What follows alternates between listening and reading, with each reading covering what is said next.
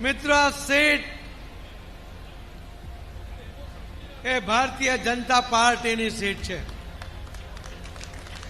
Bharatiya Janata party વર્ષોથી આ seat જીતતી આવી છે, પણ આ વખતે એક રેકોર્ડ કરવા માટે બંને બાય ઇલેક્શનની સીટોને જીતવી એ અત્યંત આવશ્યક છે.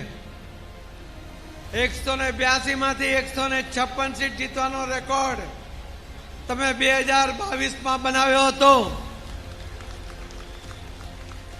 આની પર તો તાળી પાડે યાર, તમારી બધાની ઊંઘ ઉડી જાય. બહેનો, તમે બી તાળી પાડવાનું. બીજી 6 સીટ બાય ઇલેક્શનમાં જીત્યા ત્યારે આપણે 162 પર પહોંચ્યા.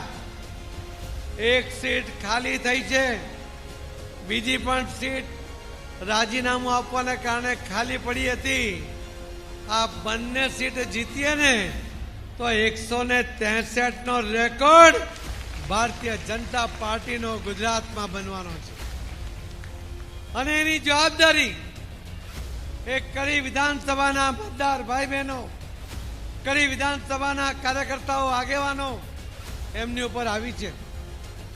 અને મને વિશ્વાસ છે કે જે રીતે એકમત થઈને એક ઉમેદવારનું નામ, ચર્ચામાં ઘણા બધા ઉમેદવારો હતા, એકથી એક ચડિયાતા નામ હતા, પણ વર્ષોથી જે કાર્યકર્તા છે એને ન્યાય મળવો જોઈએ.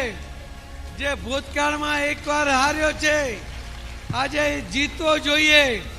અને એના માટે એક નાનો કાર્યકર્તા પણ વર્ષો જૂનો કાર્યકર્તા એવા ભાઈ શ્રી રાજેન્દ્રભાઈ ચાવડાને આપ સૌએ પસંદ કર્યા.